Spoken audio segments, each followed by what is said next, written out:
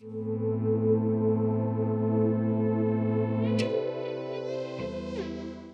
know, somebody used to sing a song, I don't know, it's tough seed, right? And some people to have tough skin. These are natural things.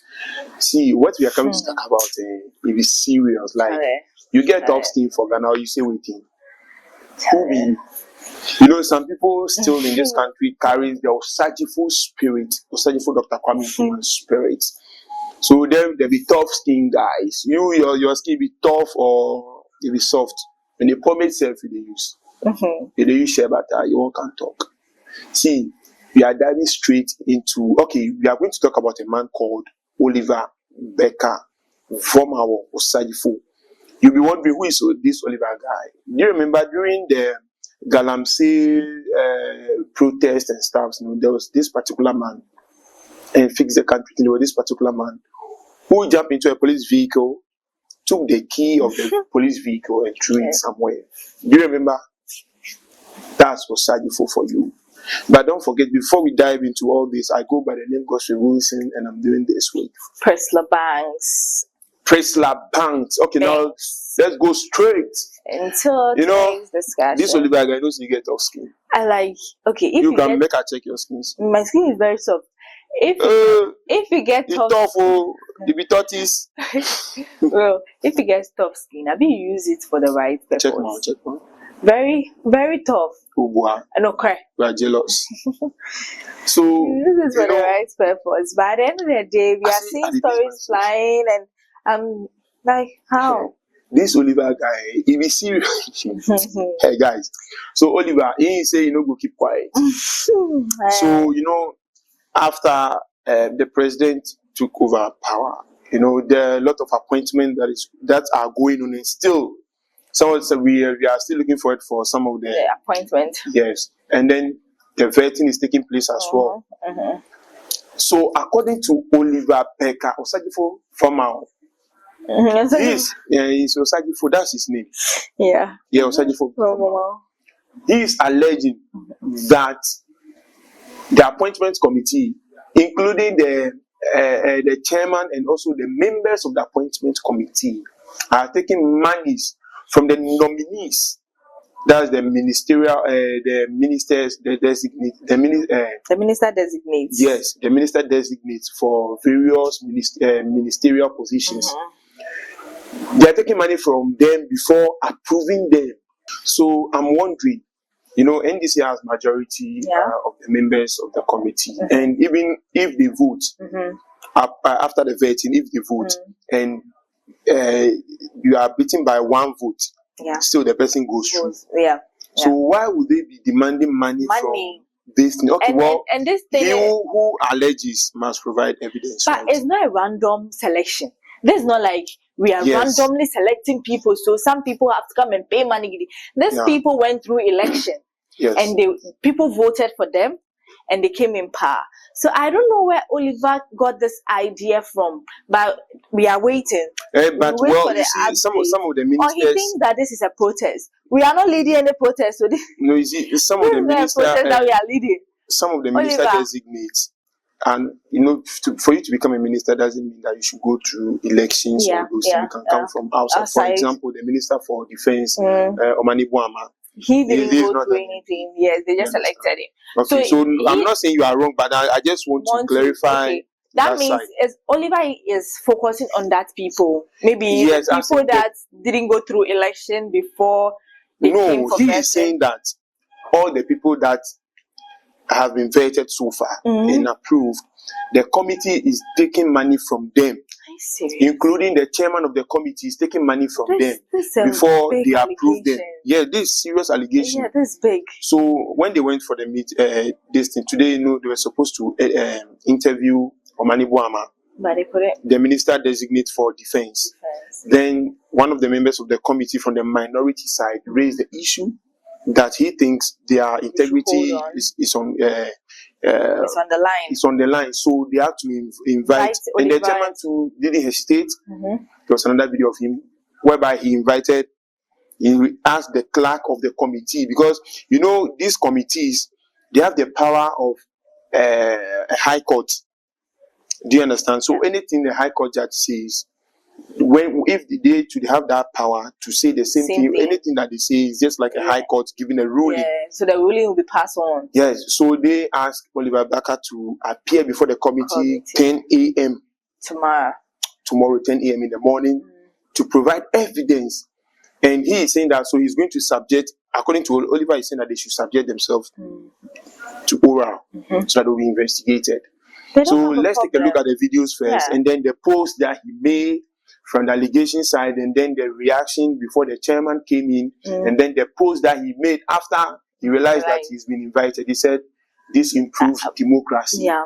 Looking forward to appearing before the committee tomorrow. Thank you." This guy. So let's talk about Oliver's post right now, which I believe is on the screen. So that was the post that he made. Alleging. Okay, now so after this post, let me read the post out for the sake of the people. So this is what Oliver said. So all the monies the ministerial appointees are being asked to pay to the appointment committee just to get approved are those ones not affected by oral. Strange Republic. So that was the post that he made, and after that, then when the appointment committee met, one of the members from the minority side had to draw the attention of the appointment committee about the distance. So let's take a look at the video. Thank you, Chairman. Having listened to you, I'm very shocked at some of the words attributed to the committee. Even though I have cited some of these allegations leveled against the committee and the statement made by you, the chairman. And for the benefit of the doubt, Chairman, what I have cited in some section of the media is to the effect that, and I quote, attributed to Oliver Barker Vormawor, NDC members on the vetting committee takes money from Mohammed's ministerial nominee before approving them. The deputy speaker must subject himself to oral. Chairman, you are chairman because this committee is existing, and irrespective, we being members of this committee, you are leading us. If there is reputational issues with regards to yourself, it means that the entire members of the committee is affected. And Chairman, if you read clearly Article 1036, and for the benefit, I will read 1036 of the 1992 Constitution. A committee appointed under this article shall have the power, right, and privileges of a high court or a justice of the high court at a trial for. And then I emphasize on A and B, enforcing the attendance of a witness and examining them on oath, affirmation or otherwise, or compelling the production of documents. Chairman, you are admitting to the fact that this has come to your attention. It's a reputational issue, and I don't see why members of this committee should continue with this vetting today because our reputation is at stake. These are some of the perception out there that when you see perception index in terms of corruption, Parliament is within the first 10.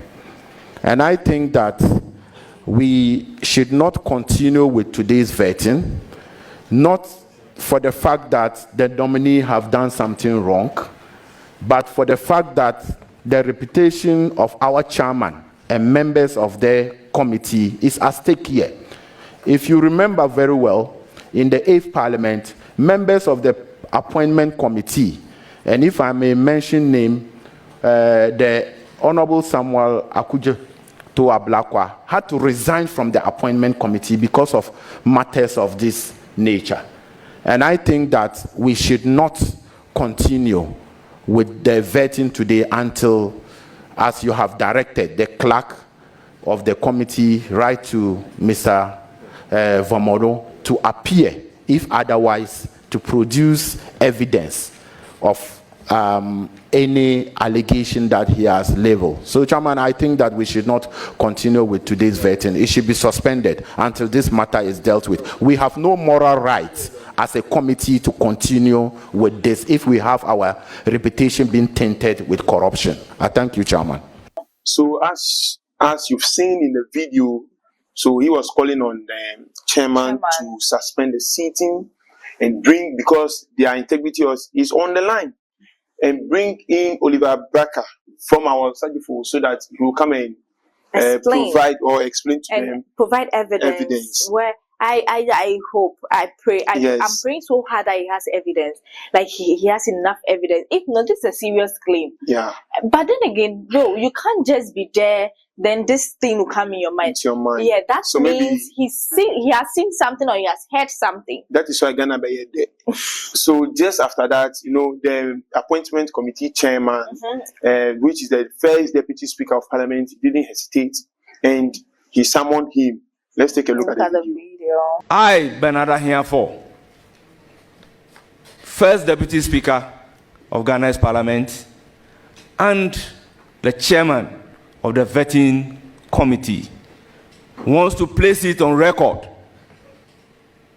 that myself and the committee members do not demand money from any nominee before vetting and approval.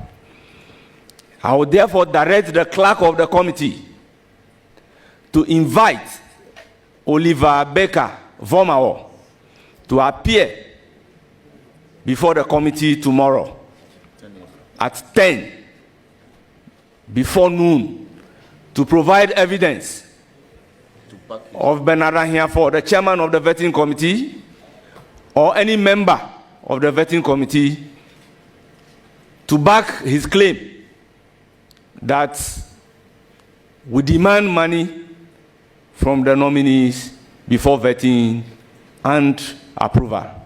Clerk of the committee, I so direct. When he failed, then we can invoke the powers of the committee under Article 103 and our own standing order 134. I so direct. Thank you for your attention. Ghana because right now, even I was feeling like, hey, this actually did hot water inside, but this time it did unit for him. But he is not in hot water. Have you seen the reply? Oliver's reply. Oh yes. So he's not in the hot water. In his reply, he was right like, after that, he too. I was thinking that he'll be in hot waters. By this time, he would have been seeking for counseling before going there from his counsels, because he is a lawyer himself. Yeah, he's a lawyer, and he has lawyers as well that will advise him and all these kind of things. But he's okay. Now, rightly after that, he wants to say, yes, that's when the Sajifo spirit came alive in him. He went to Facebook. He went back to Facebook and wrote. He said, "This is how," and which I believe it to be on your screen now. He said, "This is how democracy improves." And I was like, I look forward to appearing before the appointment committee tomorrow. Thank you. I was like, wow, Ghana, look, Ghana, Wilson, in as much as you are individual, you are a citizen, you are an activist. Yeah. Oliver is an activist. And we know that you have a lot of confidence and all that. Yeah. You are outspoken and stuff like that. But making claims like this is a little bit... Oh, wow. Maybe he has evidence. Maybe he has it. I still can't wait for 10 a.m. He's a lawyer. He didn't just get up and come and say stuff. Because he knows the consequences behind this particular action. Yeah. He knows that if he couldn't provide enough evidence, this can happen to me. Yeah. So I don't think he would just be there and start typing this serious claim on social media. And accusing Parliament of this. Their integrity is at stake. This is very serious, and most of the people on that committee are lawyers. And he even referred to the chairman specifically before other members. So anybody can take you to court to prove that he has this. Then you'll be like, this.